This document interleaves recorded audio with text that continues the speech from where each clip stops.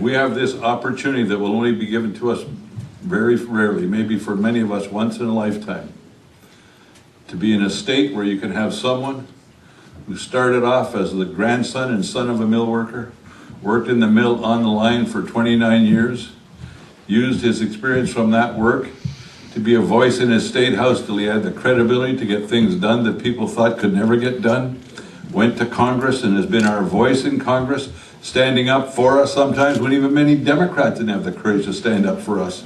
He stood with us, he carried our message, he walked across the aisle to some, he was the voice for the Berry Amendment. Without him, it would have never stayed. It would never got passed. Without him, New Balance might not be here. Without him, we wouldn't have had a member in the Congress that was willing to lead the fight on trade issues. There was never a trade case that came to the ITC, the National Trade Commission, where if we asked Mike to testify, he didn't show up on time and testify.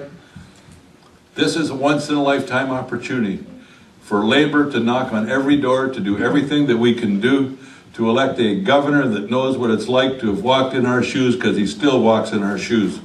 He still walks the walk, he still talks the talk, and he never forgot where he came from. And the easiest thing,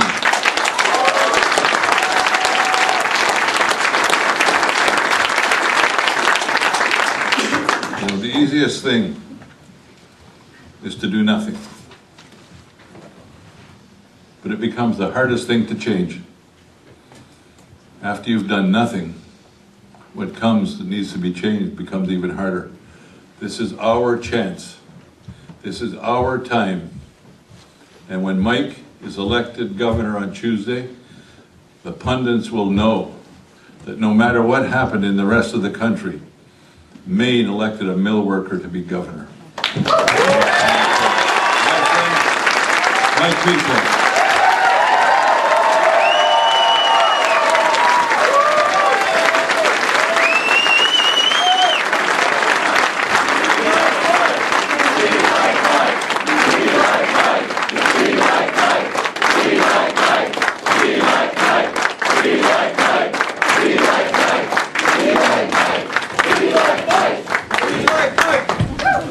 Thank you very much, Brother Gerard, for that very kind and very generous and warm introduction. But I also want to thank you as well. You have been a dynamic leader for the United Steelworkers Union for many, many years, and there hasn't been one moment when some labor groups were getting a little soft on some of these trade deals that I didn't pick up the phone and call Leo, say, Leo, I need your help. We got some soft brothers and sisters. We need you to firm them up. He was always there fighting for what's right for the workers in this country.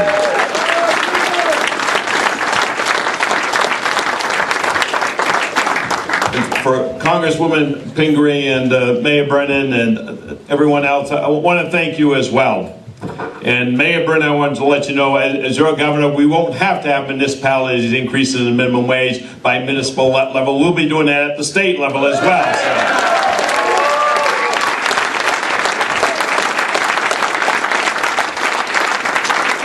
For my brothers and sisters at Fairpoint, I want to thank you for what you're doing. I know you're in a big battle now with Fairpoint because they are not at the table negotiating fairly.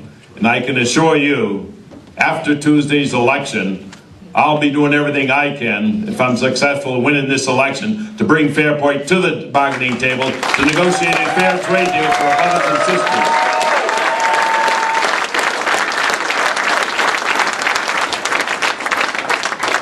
And for the Columbia University students who are here today as well, this election is just about your future as well. I want to thank each and every one of you for coming up here as well. I think you're going to have an enjoyable time over the next a few days here in the state of Maine. But this election is about our future generation. And what I've seen this governor do over his 4 years as governor has decimated our education system here in the state of Maine, has decimated the values that we hold near and dear to Maine values, as far as making sure that everyone has an opportunity to move themselves into the middle class. So I want to thank the students here as well for all the children.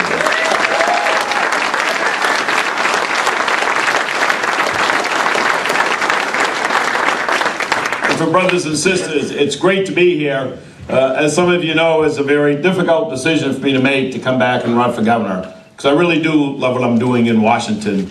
Whether it's fighting for our veterans, fighting for transportation infrastructure, funding, fighting for fair trade deals. It was a tough decision. But my love for the state of Maine is more than holding on to a safe seat in Congress. Because I know, as governor, you can do a lot of good things here in the state of Maine. We can set the direction here in Maine with having a governor who understands what working men and women are going through. Having a governor who's willing to put forward policies that lifts everyone up. We can be a leader here in the state of Maine, focusing on working family values issues, and everyone can rise up here in Maine as well.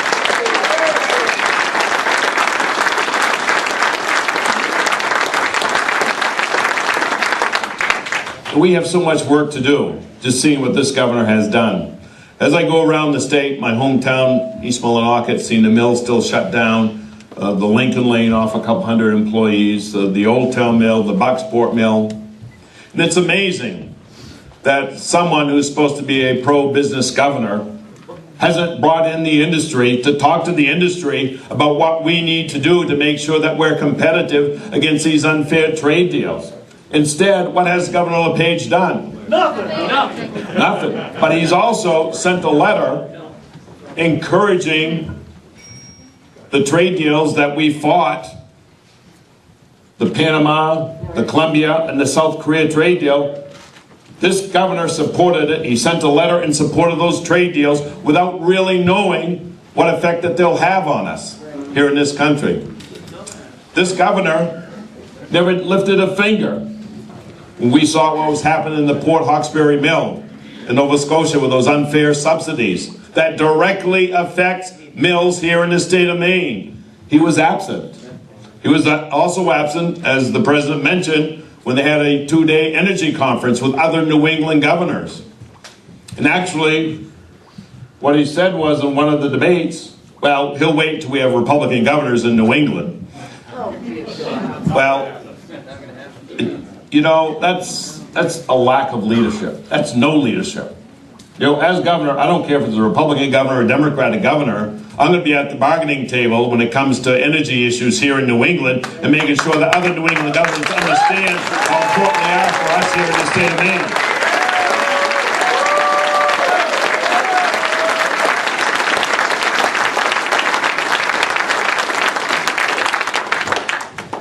Likewise, when you look at health care, as the President Gerard mentioned, this governor vetoed not once but 5 times the expansion under the Affordable Care Act. That those vetoes is hurting the state of Maine. And I know some of you called, actually President Gerard called me up when we were dealing with the Affordable Care Act in Congress, wanted to know if I was going to support it, and I said, well, I can't support it now because it doesn't take care of Maine. And I explained why it did not take care of Maine, because of the enhanced reimbursement rate. And a bunch of us held out until we were able to actually get an enhanced reimbursement rate. And what this governor, by vetoing that bill, did, not only will it deny access to the 70,000 Mainers, but also Maine actually will save. We'll save over $600 million over a 10-year time by covering access to those 70,000 Mainers. Hospitals get an additional $348 million over that same time frame. And it's estimated that we'll actually create about 3,000 jobs here in the state of Maine. And get this, over a 10-year time frame, the amount of money the state of Maine will be able to bring in from the federal government is $3 billion. It's a win-win all the way around, but this governor's ideology has prevented him from signing that bill. And the fact that we're covering 70,000 Mainers, for those of you who do have health care coverage, it actually will help hold down the cost, because that cost shifting that occurs. So on day one, I'll be submitting legislation to the legislature to expand access to health care for those 70,000 Mainers in the state of Maine.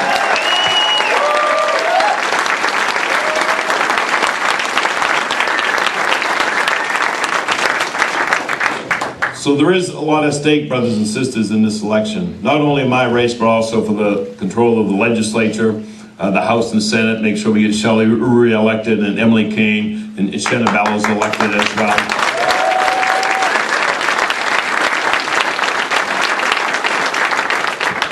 But we can't do it alone. I need your help once again. I remember back over 12 years ago when I first decided to run for Congress. At that point in time, a lot of people said, well, Mike, you know, why would you want to do it except for Bruce? Bruce, you know, was saying, you got to run for Congress, you got to run for Congress. And back then, people said, well, you can't win because you live in the wrong part of the state. You're not a lawyer. You're not a millionaire. You don't have what it takes to win. And actually, I can remember because during that election, the Chamber of Commerce came out and said, well, you don't have to worry about Mike because in Maine, labor is nothing but a paper tiger. They won't be able to elect one of their own. But on that election day, we did. Because that so-called paper tiger was awoken. And it roared like a lion on election day. Because each and every one of you did what you had to do to get me elected. And if you go back and look at the mill towns, what we were able to accomplish back then. Pretty much, I think the lowest I received in the mill town was 86% of the vote.